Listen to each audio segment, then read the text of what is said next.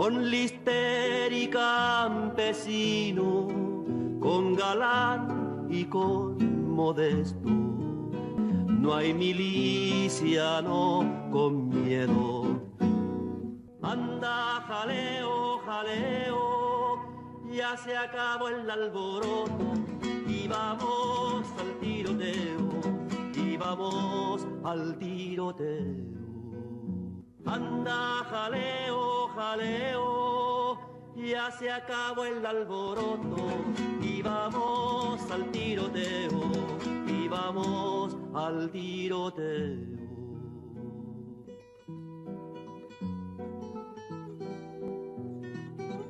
Bienvenidos a otra emisión más del proyecto Maíz Rojo. En esta emisión vamos a hablar acerca de las cuestiones que han estado pasando en América Latina actualmente. Para ello hicimos un recuento histórico desde la Operación Cóndor y los golpeteos políticos que ha hecho los Estados Unidos con sus organizaciones como la CIA, el FBI, el Departamento de Estado, en confluencia con las burguesías nacionales, los periódicos y las transnacionales. Posteriormente, en el segundo programa de este bloque, hablamos sobre el ascenso a finales del siglo XX y principios del siglo XXI de los movimientos progresistas en América Latina, con Hugo Chávez, con Lula da Silva, con Evo Morales, y actualmente vamos a hablar sobre la situación de América Latina y cómo se vive hoy. En un primer momento hablamos sobre los golpes de Estado que se le trataron de dar a Hugo Chávez, que eran de una forma, por así decirlo, de manera tradicional, ¿no? A partir de la violencia, a partir del ejército y con las cúpulas empresariales. Pero para la segunda mitad del siglo XXI podemos hablar de un golpeteo político con una nueva modalidad. El principal caso que podemos observar de esta manera sería el de Brasil, el impeachment que se le hizo a Dilma Rousseff en 2016, donde en coordinación con los Estados Unidos, las burguesías nacionales e internacionales causaron que llegara al poder Michel Temer y acusaron a Dilma Rousseff y al Partido del Trabajo como organizaciones políticas corruptas en el aspecto de Odebrecht. Posteriormente, Michel Temer lo que hace es echar para atrás todas las reformas políticas que se pudieron haber dado en el gobierno de Lula da Silva y en el de Dilma Rousseff, y fue el germen también para la llegada de Jair Bolsonaro. ¿Por qué digo esto? En las elecciones de 2018, cuando iba a competir Lula da Silva otra vez por el Partido del Trabajo, se le encarcela acusándolo de que tiene un departamento, el cual pues no tenían pruebas realmente para acusarlo de corrupción, pero aún así fue acusado y fue encarcelado en 2018. Esto lo que propuso, lo que significó fue el ascenso de Jair Bolsonaro, porque dejaba sin cabeza al Partido del Trabajo en la competencia electoral. Sí, como ya lo comentaba Alan, bien dicho, estamos ante una nueva modalidad del golpe de Estado que evolucionó y se perfeccionó, si pudiese decirlo de esa forma, porque precisamente se dejaron atrás las viejas maniobras del ejército, ¿no?, como una institución acostumbrada a dar los golpeteos de Estado, y se recurrió a valerse de la ley y de los baches que existen en ella para causar la destitución de Dilma Rousseff. A esto se le conoce como impeachment, que es una medida legaloide a través de la cual se destituye al gobernante en turno. Y es un método recurrente de los sectores más conservadores, de los sectores de la derecha, que incluso son apoyados por el intervencionismo norteamericano a través de sus agencias, de sus medios de comunicación, para efectuar o hacer más efectivo más bien el golpe de Estado en contra de estas figuras, ¿no? El primer ejemplo que se nos pone es el de Dilma Rousseff, desde 2015, me parece, 2015 o 2016, ¿no?, en donde se le acusa precisamente de desvío de recursos, de maquillar cifras del año fiscal, me parece es 2014-2015, donde también Brasil estaba atravesando por los Juegos Olímpicos, ¿no?, la construcción de varios estadios olímpicos, y que al final la relacionaban a Dilma Rousseff y posteriormente también a Lula da Silva con Odebrecht, una empresa que también aquí en nuestra patria, en México, ha tenido pues episodios vergonzosos, ¿no?, relacionados con algunos de los políticos de nuestra nación. Sin embargo, insisto, o sea, el golpe de Estado cambió, el golpe de Estado se modificó, el golpe de Estado evolucionó y se perfeccionó. Ahora se utilizan las leyes y ya no se utiliza al ejército, o ya no se había utilizado al ejército, porque en posteriores ejemplos veremos cómo regresa otra vez el ejército a la escena política. Pero precisamente ahora se hacen valer de las leyes y sobre todo de los medios de comunicación, que juegan un papel también importante y que antes ya también lo habían hecho a través de la censura, el control de la información. Pero ahora el papel que desempeñan los medios de comunicación es el de la manipulación a través de las plataformas, de las nuevas plataformas de comunicación, como lo es Facebook, como lo es YouTube, a través de Twitter también, ¿no? Donde en los últimos años hemos visto que se ha vuelto el medio para comunicarse del presidente Donald Trump. En este sentido, los medios de comunicación, a través de la manipulación de la información, golpetean también a los líderes, golpetean también a los jefes de Estado, ¿no? Principalmente cuando no se acomodan a los intereses precisamente de los norteamericanos, ¿no? Entonces, en ese sentido, repito, se hacen valer de las leyes, los nuevos golpes de Estado y de los medios de comunicación para tratar de llevar avantes sus proyectos, ¿no? E insisto, no es que los medios de comunicación en el pasado no se utilizaran, sí se utilizaban, pero la forma en la que se utilizaban los medios de comunicación no eran iguales a los que se utilizan en la actualidad. Precisamente, por ejemplo, aquí podemos decir que hay yo identificaría como 3 tipologías nuevas de golpeteo político o golpe de Estado a los gobiernos democráticamente elegidos. El primero es el que ya decía Memo, el del impeachment, que con uso de recursos legaloides y también a partir de los medios impresos y las nuevas tecnologías, se crean bots para infundir miedo a la población de qué es lo que pasaría si llega de nuevo un gobierno popular de tipo progresista, que se dan prácticamente muchos en Facebook, WhatsApp y Twitter. En este caso, Brasil fue el primer punto de inflexión de cómo surgió esta movilización de golpeteo político, pero podemos observar otras diferentes en Venezuela, en Ecuador, en Chile y actualmente en Bolivia. Entonces, el primero sería esto, el golpeteo legaloide, aunado a ello con un crecimiento exacerbado de los grupos evangélicos, tanto en Brasil como en Bolivia. O sea, los grupos evangélicos tuvieron mucho que ver por los golpes políticos que se les dieron a Lula da Silva, a Dilma Rousseff, y en el caso de Evo Morales también fue un punto importante lo de la cuestión evangélica. En el caso de Bolivia, pues vimos que hasta cierto punto triunfó el golpe de Estado, pero más adelante ya hablaremos sobre eso. Sin embargo, los grupos evangélicos fueron un eje importante para que Jair Bolsonaro llegara al poder. Sí, aquí, también quisiera hacer un apartado con respecto a lo que comentó Alan en cuanto a los medios de comunicación, porque, también considero que YouTube entra a partir de sus líderes de opinión, ¿no? Como es el caso en México de Chumel Torres o de Cayo de Hacha, ¿no?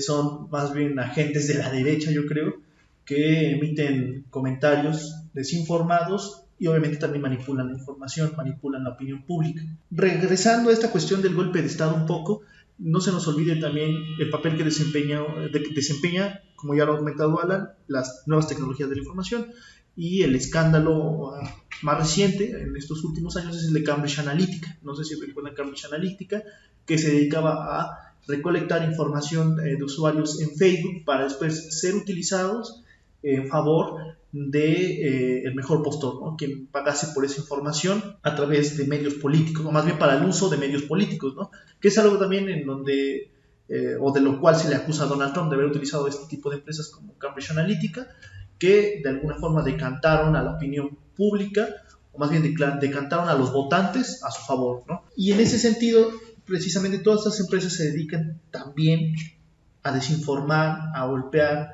políticamente hablando a los gobiernos progresistas de América Latina, ¿no? Nada más ese era como un paréntesis que quería hacer. Bueno, refiriéndome a esta cuestión de, de los bots.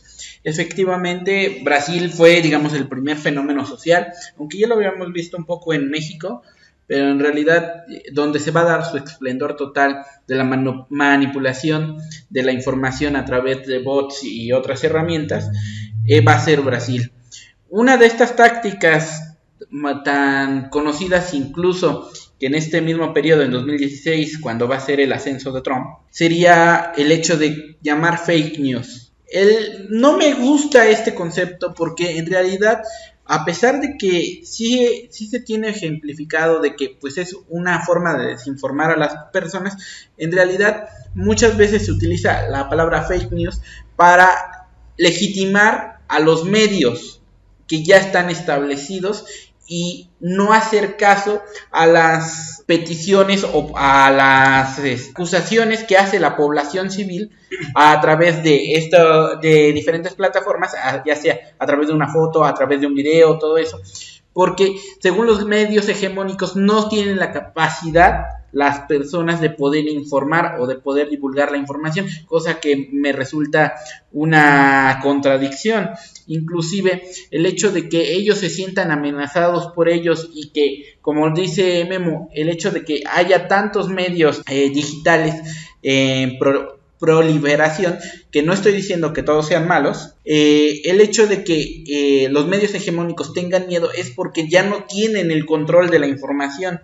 De cierta forma es por eso que el llamado concepto fake news se ha utilizado como una táctica de la derecha para deslegitimar muchas de las causas sociales. O sea, el hecho de que todos los videos que se están viendo, por retomar un ejemplo, en Bolivia, en Chile, todos ellos, el hecho de que en muchas partes del mundo, como es Chile, muchos de los medios locales no quieran informar lo que está verdaderamente pasando en las protestas, el hecho de que este video que se hizo famoso cuando una entrevistadora le hace unas preguntas a un transeúnte y que no le gustan sus respuestas, luego corta la entrevista. ¿Por qué? Porque no se pega a las cuestiones del régimen, ¿no? Entonces, realmente es por eso que aquí vemos como una desinformación total. O sea, inclusive el hecho de que en la elección donde se notó más, que es en la elección de Bolsonaro, en la elección de Trump, se hayan utilizado tantos bots, implica que había un miedo de que la gente se enterara de una verdadera información. Estamos tan bombardeados de información que a veces no sabemos ni qué es cierto ni qué es falso. Entonces, esta brecha que ha generado este concepto de las fake news ha hecho que de cierta forma la población regrese a los medios tradicionales y que de nuevo empiecen a tomar el control que ya se había perdido. Además, también habría que, por ejemplo, acotar en ese sentido, regresando al caso de Brasil y el golpe de Estado en contra de Dilma Rousseff, porque fue eso, un golpe de Estado, que los medios de comunicación tradicionales, como lo pueden ser la BBC o El País, siguen estando presentes, pero ahora utilizan las plataformas nuevas como Facebook, como YouTube, como Twitter, para propagar noticias malintencionadas en contra precisamente de las figuras, o en contra de la figura de Dilma Rousseff. En ese sentido, pues ya lo ha comentado Alan, ¿no? Después de este golpe de Estado, de este periodo en el que entra Michel Temer, no sé si se puede considerar una presidencia interina, es una presidencia interina, y posteriormente la llegada de Jair Bolsonaro, pues de alguna forma nos indica que el terreno estaba siendo ya trabajado y preparado para que la derecha se viera dentro de Brasil, ¿no? Ya lo ha comentado Alan, existe una efervescencia política principalmente de los grupos evangélicos en el país que controlan los medios de comunicación, que están inmersos en las principales zonas de marginación en Brasil, en las favelas, a través de sus iglesias, etcétera, etcétera, etcétera. Pues fue una causa más por la cual Jair Bolsonaro pudo armarse políticamente hablando para llegar al poder. Otra cosa que creo que en algún otro momento ya hemos discutido, Alan y yo, es que el Partido del Trabajo no había hecho un trabajo de masas apropiado, ¿no? En ese sentido, o en este sentido más bien, a lo que nos referimos es que no hicieron su trabajo ideológico, su chamba ideológica, ¿no? Dejaron que la iglesia evangélica cooptara y se comiera el trabajo del Partido del Trabajo, ¿no?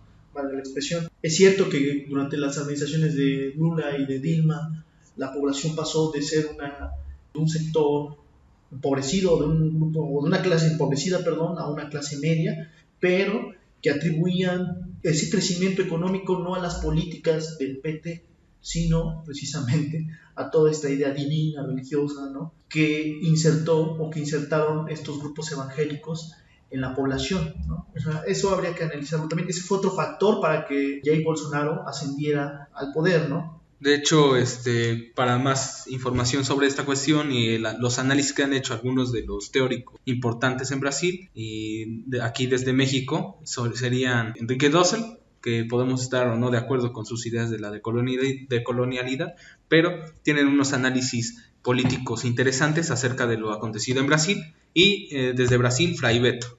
Esos serían como los dos apuntes que podría dar acerca de cómo se observa desde la politología el fenómeno de los grupos evangélicos en América Latina. Aquí en México también hay grupos evangélicos muy grandes y aún no estamos viendo las repercusiones que ellos tendrán dentro de la arena o del terreno político, pero que yo supongo que en unos años podríamos ya observar claramente. Ahora, este sería como el primer escenario de golpeteo político que existió en Brasil en la época actual, ¿no? El segundo sería el de Venezuela. Si bien ya habíamos hablado la vez anterior del golpe que se le trató de hacer, que se le hizo a Hugo Chávez en 2002, constantemente fue asediada la revolución bolivariana ni siquiera por ser socialista realmente, ¿no? Sino por tener un proyecto que iba en contra de algunos intereses del imperialismo, no de todos, pero sí de muchos intereses del imperialismo norteamericano, y fue golpeteado varias veces. Tras su muerte, toma las riendas del poder en Venezuela Nicolás Maduro, y si bien ya no tenía el mismo respeto frente a las Fuerzas Armadas, sí tenía el apoyo tanto de Vladimir Padrino como de Diosdado Cabello, ¿no? Que pues tenían un poco más de cercanía con Chávez. Es en ese entonces cuando surge el fenómeno de las guarimbas. Si bien las guarimbas ya habían aparecido desde 2014, el fenómeno de las guarimbas en 2017 fue mucho peor, porque hubo asesinatos masivos a chavistas por parte de estas guarimbas, que pues podríamos decir que eran grupos de lumpen proletariado, cooptado por la burguesía nacional, y mataron a bastantes policías. La verdad, la cifra no recuerdo cuáles eran, pero sí fue una cifra muy grande de asesinatos que cometieron estas guarimbas, que son grupos tanto del crimen organizado, son grupos del lumpen proletariado, que son o vagos o drogadictos, y son utilizados como carnada política por los grupos de derecha dentro de Venezuela. Esa es otra forma también del golpe de Estado.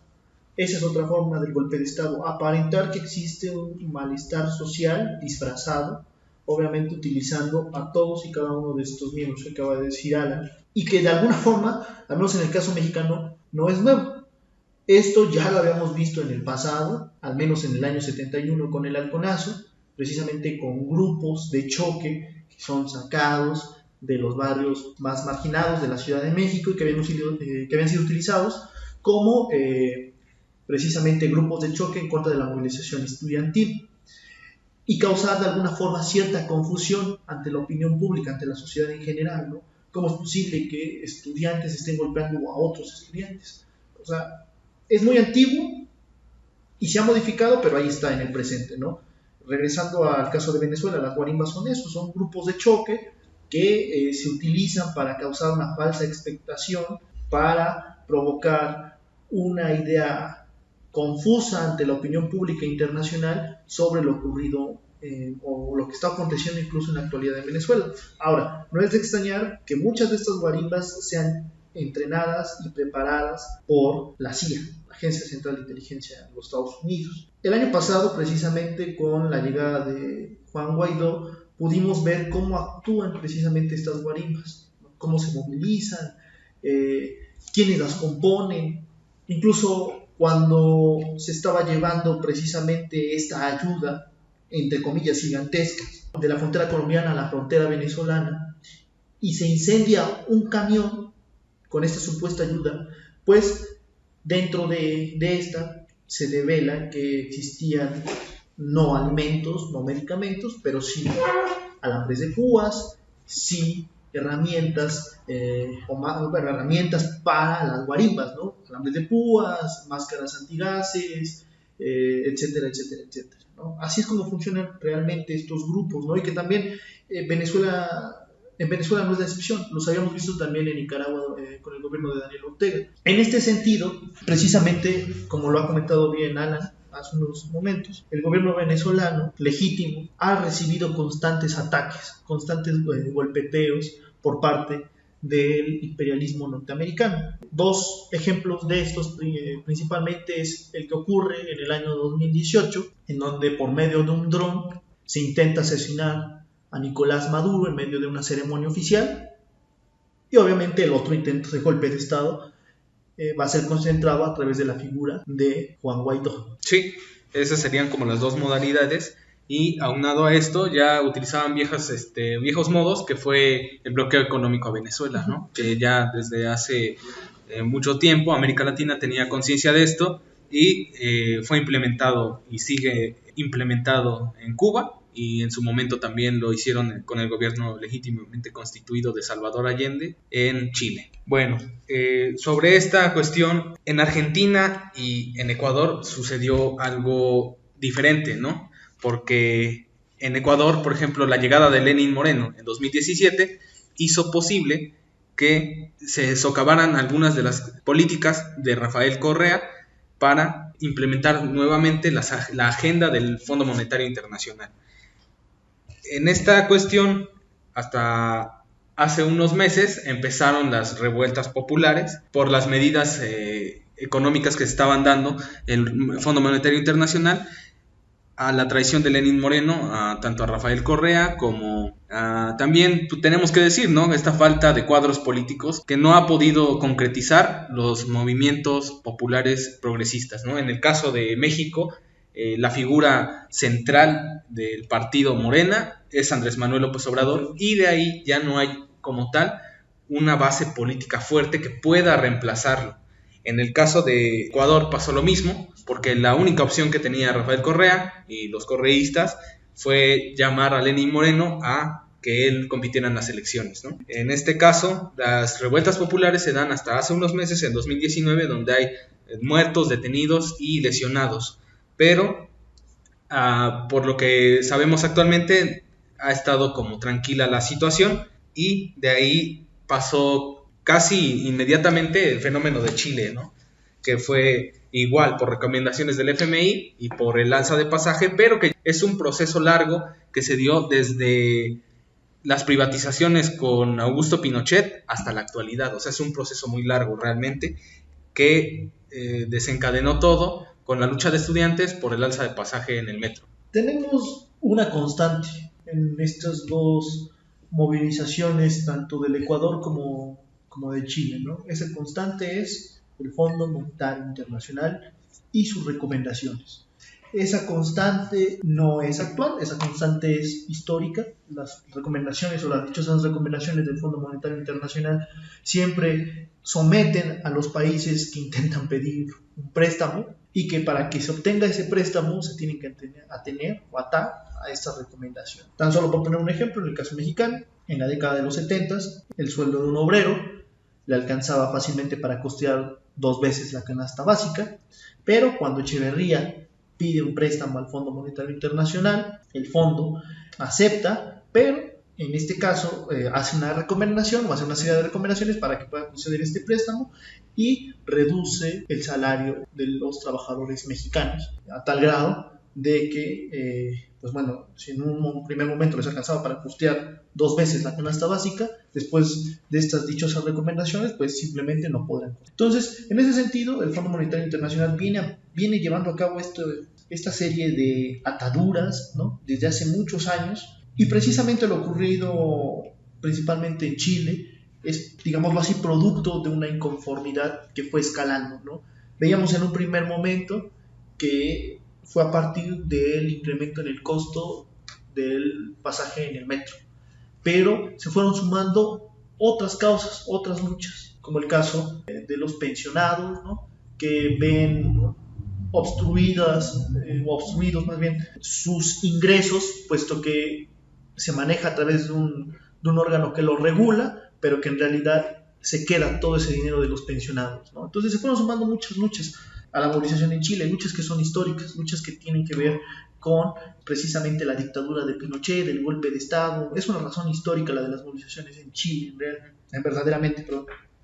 Entonces, pues obviamente su punto climático lo tenemos o lo hemos visto en estas semanas, ¿no?, que han transcurrido, que va de manifestaciones en un principio pacíficas a manifestaciones que están siendo reprimidas violentamente y que ya han dejado a varios muertos, desaparecidos por parte del gobierno de Sebastián Piñera. Es más, yo diría que incluso recurren a las viejas formas o herramientas de la dictadura pinochetista.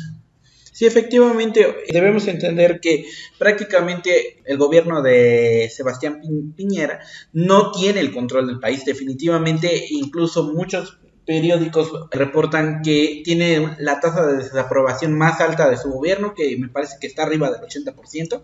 O sea, el hecho de que inclusive ya se esté planteando reformar la Constitución, echar atrás la Constitución que funda Pinochet, ya da mucho a cuál fue el impacto de estas movilizaciones sociales, y que efectivamente es un rezago desde que el hecho de que se haya instaurado la dictadura de Pinochet. Efectivamente no podríamos entender a Chile si no entendemos que todos los rezagos que actualmente tiene son a través de una dictadura y de una pseudo democracia que pasa después de quitar a Pinochet del poder, que prácticamente no se reformó nada, y que esta lucha histórica por recuperar lo que a las masas les pertenece, a tan siquiera lograr una socialdemocracia, pero en un estado más seguro, ya da mucho que desear. El hecho de que ya muchísimas de las movilizaciones, como decía Memo, ya se hayan juntado muchas de las causas que se están pidiendo, como es el movimiento feminista, el movimiento de los sindicatos, entre otros. El hecho de que busquen una estabilidad social, económica, ya da a entender que efectivamente esta cuestión del llamado sistema neoliberal no sirvió para nada, que fue una simulación netamente, y que todo ello realmente repercutió en las clases más bajas, en las cuales inclusive profesionistas, a pesar de que están jubilados, tienen que buscar trabajos porque de verdad no les alcanza y que prácticamente viven en una miseria total, salgan a manifestarse. Da mucho ¿qué pensar? Insisto, esto es histórico, ¿no?, porque representa de alguna forma el hartazgo de la sociedad chilena, del pueblo chileno, en contra de las medidas del Fondo Monetario Internacional, que son abiertamente de libre mercado, ¿no? Son recomendaciones abiertas de libre mercado. En este sentido, se desmonta la idea del mito del neoliberalismo, ¿no?, del triunfo del neoliberalismo y sus éxitos, porque realmente estamos evidenciando en la actualidad que no existe, ¿no? Y en alguna otra discusión con Alan también le comentaba, y con David, que si Chile después de la dictadura no se fue a la bancarrota, fue en buena medida porque pese a todo lo que había hecho Pinochet, pese a toda la serie de reformas que en pocas palabras regalaban a las empresas transnacionales los recursos chilenos, Augusto Pinochet decidió no regalar precisamente la industria minera del cobre a las transnacionales extranjeras, y eso fue en buena medida lo que lo salvó de ir a la bancarrota. Incluso esta medida de la nacionalización del cobre no fue de Pinochet, esta idea fue de Salvador Allende. Allende fue quien nacionalizó precisamente la industria del cobre. Comúnmente se habla del mito del libre mercado o del liberalismo, como ustedes quieran nombrarle, pero realmente este mito está basado en la nacionalización. Este mito está basado precisamente en las reformas sociales que llevó a cabo Salvador Allende. Incluso lo que comenta David de esta falacia que se dio en Chile del tránsito a la democracia, se vivió en varios países. En México fue el caso con Vicente Fox y el ascenso del Partido Acción Nacional, ¿no?, que igual fue en el año 2000, pero, por ejemplo, en Chile, incluso Andrés Chadwick, que era muy cercano de Pinochet, está en el Ministerio Interior de Seguridad Pública de Chile, ¿no? O sea, incluso los posteriores presidentes que llegaron a la silla en Chile fueron allegados a Pinochet. Entonces estamos hablando de que hubo una simulación democrática dentro de Chile, y que si bien Chile era el modelo, entre comillas, a seguir de todos los países latinoamericanos, ahorita estamos evidenciando claramente que hay un desgaste político del modo de producción capitalista, pero también de la política económica que representa el neoliberalismo. Así como se dieron los golpeteos políticos en Brasil, en Venezuela, en Ecuador, en Argentina con la llegada de Mauricio Macri, que ahí también se le hizo un juicio político, trató de meterse a la cárcel a Cristina Fernández, que no pasó porque obviamente era un juicio construido, nos demuestra que a la par de esos golpeteos políticos surge una inconformidad social en América Latina contra el neoliberalismo. Esto es evidenciado por lo actualmente, ¿no? O sea, lo más reciente ha sido también el paro nacional en Colombia, ¿no? Que si bien su orientación política todavía no tiene una definición clara, tenemos que decir que están dando los pasos para poder socavar algunas cuestiones de las reformas neoliberales que se hicieron desde el siglo pasado y actualmente. Por ejemplo, ya la tercera tipología del golpe de Estado, que al parecer fue la que triunfó hasta cierto punto, todavía está en curso, fue la actual a Bolivia, ¿no?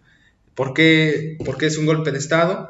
Porque fue mediante el ejército, las Fuerzas Armadas, la policía, los medios de comunicación, grupos transnacionales y ya incluso senadores de Estados Unidos los que organizaron el golpe político hacia Evo Morales.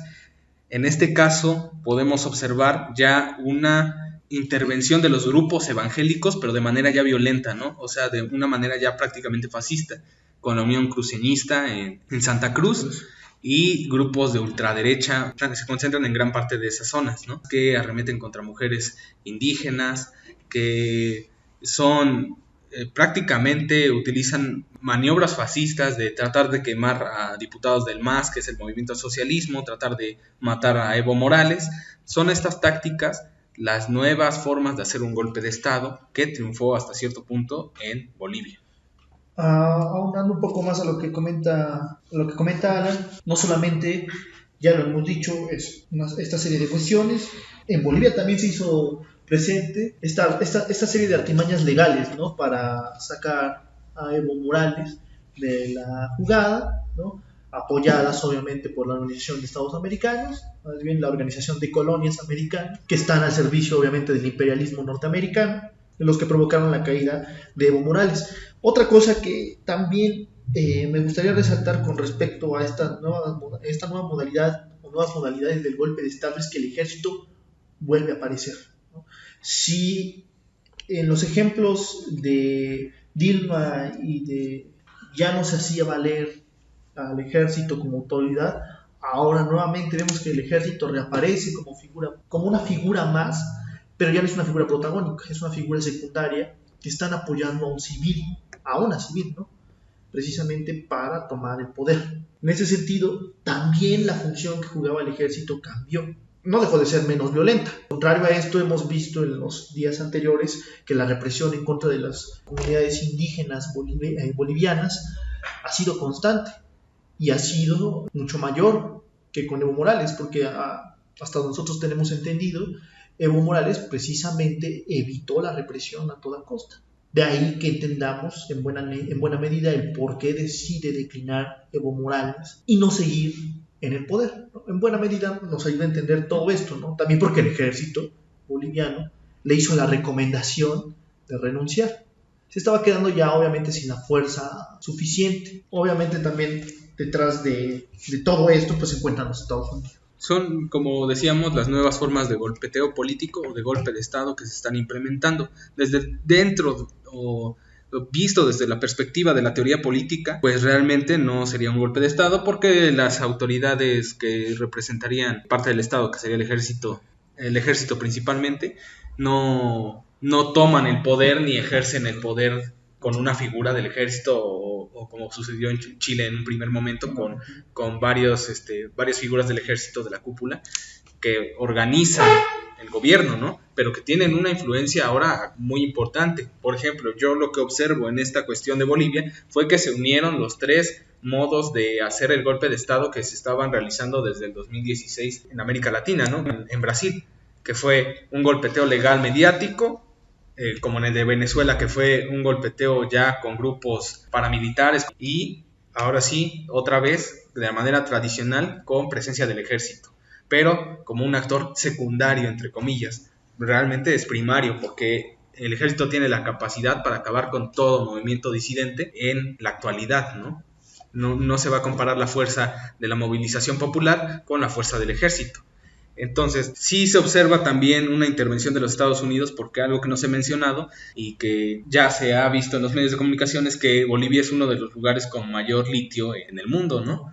Bueno, en los últimos acontecimientos, durante el golpe de Estado se sabía que era Bolivia, con 21 millones de toneladas de litio, pero en la actualidad es México, que eso sería otra cuestión curiosa que habría que analizar en este momento, ¿no? Ok, tiene presencia de litio, que es un elemento actualmente muy importante para ciertas cuestiones como el celular, los cohetes, armamento de todo tipo, y baterías de los autos, baterías de autos eléctricos, que es el nuevo mercado del sector de la industria automotriz.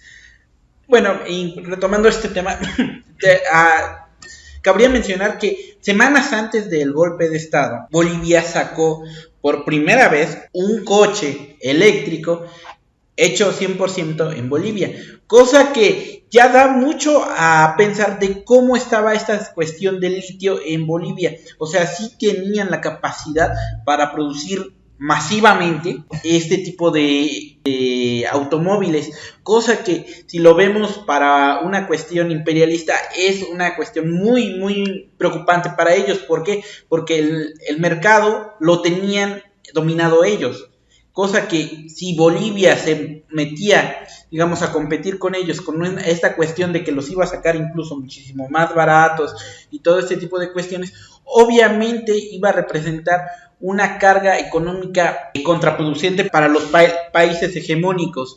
Otra cuestión importante en el golpe de Estado de Bolivia es entender que efectivamente había una cuestión netamente racista y clasista al gobierno de Evo Morales, como está pasando un poco con lo de Andrés Manuel, con esta cuestión de las marchas fifí, porque vamos a tratar de poner un fragmento de un documental que se hizo muy famoso a partir de esta cuestión del golpe de Estado, donde efectivamente a los indígenas se les ve como los apestados de la sociedad, como algo que debe ser eliminado o erradicado en su totalidad para poder avanzar de una manera, por decirlo así, para modernizar el país. Recordemos que históricamente a los indígenas se le ve como el estorbo para llegar a esta modernidad, a esta cuestión muy, muy, muy dañina para la sociedad, que en realidad es llegar a un capitalismo en su máximo esplendor, que en realidad, si lo vemos desde un aspecto social, es meramente clasista, es eliminar prácticamente a lo que vendría siendo las razas. O sea, es una visión, si lo queremos ver así, como ya lo habíamos mencionado, netamente fascista. O sea, el hecho de que los indígenas te estorben para una cuestión de modernidad es algo horrible. Y también tendríamos que tomar en cuenta que para este momento Bolivia estaba tomando una posición política muy importante. Recordemos que, como ya lo habíamos mencionado, prácticamente todos los países de la ola rosa ya habían caído. Incluso politólogos de derecha aseguraban que prácticamente la izquierda estaba derrotada en América Latina, cosa que resultó ser falsa, por el hecho de que Andrés Manuel, junto con Alberto Fernández, hayan subido al poder, ya podría contrastar estas teorías que estaban postulando. Pero ¿a qué me refiero con el poder hegemónico o esta posición importante que estaba tomando Bolivia? Era el hecho de que él estaba llevando el proyecto de izquierda, si lo queremos ver así, a flote. O sea, era uno de los países económicamente mejores, más estables del mundo. O sea, no tenía una crisis como Venezuela, no tenía esta comparación de que el socialismo trae pobreza, nada de eso. O sea, el hecho de pasar de un 60% a un 33% de la pobreza, sacar a las personas de la pobreza, ya dice mucho de cómo estaba funcionando este sistema de gobierno, pero también el hecho de que Evo Morales muchas veces haya encarado al gobierno de Estados Unidos a través de diferentes actores, lo más reciente fue con Trump, encararlo y decirle, no es cierto que la izquierda, los gobiernos de izquierda no funcionen, miren a Bolivia, miren esto, miren otro, o sea, el hecho de que todo este tipo de cuestiones hayan ido pesando y hayan ido fastidiando a la derecha a nivel mundial y a todos los intereses económicos, hicieron un detonante tan fuerte como fue lo de Bolivia. Sí, creo que se vienen aclarando muchas cosas, ¿no? A través de esta discusión que estamos teniendo con respecto al golpeteo de Estado en Bolivia, ¿no? Al golpe de Estado en Bolivia. Entendemos ahora que el problema no era la reelección de Evo Morales, ¿no? El problema es que Evo Morales, más bien Bolivia, tenía una de las reservas más grandes explotadas en la actualidad de litio y que obviamente esto iba a pasar a traer a los intereses norteamericanos en la región, puesto que, como nos hemos dado cuenta, la carrera por combustible idóneo pues nos lleva de alguna forma a teorizar que en unos años pues obviamente el petróleo va a ser desplazado por el litio, ¿no? Puesto que incluso las industrias automotrices se están encargando ya de llevar a cabo proyectos de autos eléctricos mucho más avanzados que los de sus primeras generaciones de autos eléctricos, ¿no? Entonces, en este caso, entendemos que entendemos que el golpe de Estado contra Evo Morales se debe precisamente a un recurso que es geoestratégico. Y el caso mexicano, que ha conmocionado a la sociedad, al pueblo mexicano en estos últimos días, pues va casi de la mano, ¿no? Hemos visto también cómo es que los Estados Unidos han querido tener injerencia en el país a través de una serie de intentos de legalizar, o más bien intentos de poner en la mira a los narcotraficantes acusándolos de terroristas, ¿no? Lo que implicaría precisamente que se llevaran a cabo o se ejecutaran operaciones militares en nuestro país, más o menos al estilo de lo que ocurre en Siria o en algún otro país de Medio Oriente. Contralínea, una revista electrónica, hace unas semanas precisamente posteó un artículo con respecto al interés de los Estados Unidos precisamente en el estado de Sonora y de toda la intención también de la familia Levarón, porque se considera a los narcotraficantes como terroristas. Lo que en realidad vemos es que quieren tener control de la región, un control militarizado para que puedan explotar libremente precisamente el litio que ya está concesionado a los chinos. Y pocas palabras podemos ver que lo que quieren hacer los norteamericanos es sacar de la jugada precisamente a los chinos y apoderarse del recurso litio, ¿no? Entonces estamos viendo esta serie de cuestiones a nivel continental que van aparejadas de viejas formas históricas de golpes de Estado con nuevas formas que se van estructurando, que se van generando y que de alguna forma son el detonante para entender en la actualidad los procesos políticos a nivel tanto nacional, ¿no?, en nuestra patria, que es México, como a nivel continental. De hecho, en esta sección lo que hacemos es como un mapeo nada más de cuáles son las nuevas formas de golpe político, de golpe de Estado, para identificar más o menos algunas de las cuestiones que podrían pasar en México. Sin embargo, no estamos haciendo una defensa a ultranza de los gobiernos progresistas en América Latina, ¿no? Han tenido sus errores, Evo Morales tuvo sus errores, Rafael Correa tuvo sus errores, Lula incluso tuvo errores, ¿no? Al proponer un proyecto progresista pero socialdemócrata, ¿no? Cosas por el estilo que desde una perspectiva de, no me acuerdo el nombre del teórico, los mismos gobiernos progresistas actuando de esta manera son los mismos que han cavado su propia tumba en algunos casos, ¿no?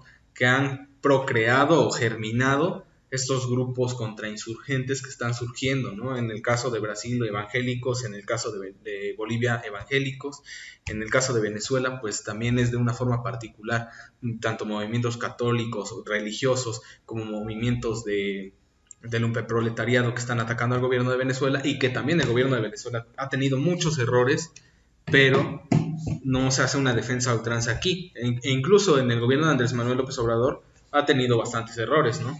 Pero dentro de esta cuestión, la derecha no va a llegar de una manera suave si llega nuevamente al poder, ¿no? Va a llegar de una manera dura, va a llegar de una manera que lo poco que se ha avanzado, se puede avanzar dentro del proyecto de tipo progresista de Andrés Manuel López Obrador, se va a ir abajo. Entonces, a partir de todos estos golpeteos políticos, podemos ver también que existe, ya como punto final que vamos a abordar, el ascenso de una nueva ola rosa, ¿no? A la cabeza con Andrés Manuel López Obrador y, ¿por qué no?, con Alberto Fernández, y también incluso ya podemos hablar, puede ser, de Lula da Silva, que ha salido de la cárcel y está encabezando un proyecto para al menos ser un contrapeso a la figura de Jair Bolsonaro, ¿no? Que esta figura, él sí es prácticamente un neofascista. Entonces vemos el ascenso de una nueva ola rosa. No por nada Evo Morales fue refugiado político aquí en México en las últimas semanas. México está avanzando hasta cierto punto en algunas cuestiones y no podemos aún observar cuál va a ser el frente político de oposición de la derecha por donde va a entrar para golpear a Andrés Manuel. Se vislumbra un poco, ¿no?, que han sido tanto los medios de comunicación ahorita los más fuertes, pero no hay como tal una figura política como en el caso de Guaidó o el mismo ejército, que también hemos visto que ha tenido pues puntos de vista diferentes al de Andrés Manuel López Obrador, los que puedan llevar a cabo una opción política de oposición o contrainsurgente prácticamente. Bueno, a mí lo que me gustaría destacar de todo esto es que con el gobierno de Andrés Manuel regresamos a la política exterior amiga de las izquierdas a nivel mundial del gobierno mexicano, ¿no? Es una buena iniciativa, es un buen comienzo, ¿no? Al cumplirse ya casi un año de la administración de Andrés Manuel López Obrador y tenderle la mano precisamente a Bolivia, ¿no? Al expresidente boliviano Evo Morales, y que de alguna forma nos indica, ¿no?, el rumbo que está tomando la 4T. Ya bien lo ha dicho Alan, con errores, ¿no?, y matizando a cada uno de los gobiernos progresistas en América Latina. Sin embargo, bueno, en mi opinión, creo yo, muchos de estos nada más sirven como válvulas de escape para acelerar el proceso revolucionario en todo el continente. Porque ciertas condiciones objetivas existen, ahí están. Sigue habiendo marginación, sigue habiendo pobreza, sigue habiendo sectores segregados. Sin embargo, hay otro tipo de condiciones, ¿no?, condiciones políticas, las cuales aletargan más el proceso revolucionario, ¿no? Entonces, en lo particular, creo yo, pues, si bien estos movimientos progresistas que se transformaron posteriormente en grupos en el poder, que dirigen las riendas de tal o cual nación, son de alguna forma, pues, un escape a toda esta efervescencia social, lo cierto es que también han tenido sus momentos de luz, ¿no? Hemos visto ya los distintos ejemplos que se han mencionado a lo largo de esta transmisión, ¿no?, como el caso de Venezuela, ¿no?, en donde precisamente a partir del petróleo, de la nacionalización del petróleo, que ya de alguna forma había sido ejecutada en el pasado, pero que con Hugo Chávez se produce un reparto de la riqueza más igualitario, más ecuánime. Vimos que avanzó la población venezolana, que sus condiciones materiales de vida mejoraron. Lo cierto es que también han tenido, como ya lo comentaba Alan, errores, ¿no? Errores que le costaron a Chávez en su momento, le están costando a Nicolás Maduro también en el presente. El caso de Evo Morales también tiene un error político tremendo, que es concentrar prácticamente todo el poder en un solo sujeto y no tener una visión a futuro con otros miembros, ¿no? Que en buena medida ese fue también el pretexto de la derecha para sacarlo de la escena política, ¿no? Decir que ya había concentrado todo el poder para sí y que estaba llevando a Bolivia a una dictadura, bueno, una serie de cosas que la derecha pues es conocedora, ¿no?, de todas estas artimañas. Definitivamente México va a jugar, quiera o no, porque Andrés Manuel, aunque cuando Maduro llegó a mencionar desde esta cumbre que se realizó en Cuba, de que él dirigiera todo este proyecto de izquierda, digámoslo así, a nivel Latinoamérica, y que él dijo que no, fue una semana antes o semanas antes del golpe a Evo Morales. Quiera o no, sí va a tomar una posición importante, al igual que Alberto Fernández, en la dirección que va a llevar esta nueva visión de izquierda. No estoy diciendo que se van a unir todos los proyectos de izquierda que se están reformulando aquí en América Latina, no es el caso, pero sí van a tomar papeles importantes en cómo va a influir la política exterior, y principalmente por la presión de Estados Unidos de que el hecho de que ahorita Donald Trump esté dando patadas de ahogado por el probable impeachment que le puedan hacer. Entonces, habría que esperar cómo se va a desarrollar toda esta cuestión de la política exterior. He de mencionar que efectivamente Andrés Manuel tiene actualmente muchos errores, efectivamente, de por qué no es un gobierno totalmente de izquierda, pero también hay muchos factores que le ayudan, y el hecho de que muchos de sus intelectuales sean de izquierda e incluso estén propiciando proyectos y programas sociales de izquierda, han favorecido de cierta forma el desarrollo de esta izquierda de una forma intelectual, de una forma de llegar a las masas. Un gran ejemplo es el del Fondo de Cultura Económica, que es esta editorial que muchos años se mantuvo muy corrompida, muy corrupta, y que sus precios no eran para nada accesibles, o sea, no era nada económico acceder a ellos. Pero que el hecho de que él esté apostando por llegar a las masas, llegar con libros muy baratos, sí está sirviendo. O sea, el hecho de que todas estas brigadas que se llevan, esta cuestión del coche, del camión que llevan a los poblados más alejados de las ciudades y todo, o sea, sí están funcionando este tipo de programas sociales, y el hecho de que han aumentado las pensiones, pero definitivamente también está rezagado en muchos aspectos sociales. No se ha dejado de reprimir a muchas cuestiones de las poblaciones, las normales rurales. Tiene que ver mucho también con las privatizaciones, actualmente con el agua en diferentes partes de la República, pero definitivamente va a ser un papel clave para cómo se va a dirigir esta cuestión de la izquierda a nivel Latinoamérica. Sí va a influir o va a sentar como las bases de cómo pueden ir presentándose estos gobiernos de izquierda. Bueno, sin más por el momento, nosotros nos despedimos y agradecemos que nos hayan escuchado. En este bloque avisamos, es el final de la primera temporada. Vamos a ver cómo repercute, y en la siguiente temporada vamos a ver cuáles van a ser los programas. Algunos de los que hemos pensado es sobre la cuestión LGBT y los grupos disidentes negros, afroamericanos, y también algún bloque de la Revolución Mexicana o la Revolución Cubana. Así como el movimiento feminista, entre otros. Inclusive planeamos hablar sobre las diferentes privatizaciones en el caso de México, como es la privatización del agua, el sector minero, entre otros. Bueno, muchas gracias y nos vemos hasta la próxima. Adiós. Adiós. Y vamos al tiroteo. Anda, jaleo, jaleo, ya se acabó el alboroto, y vamos al tiroteo, y vamos al tiroteo.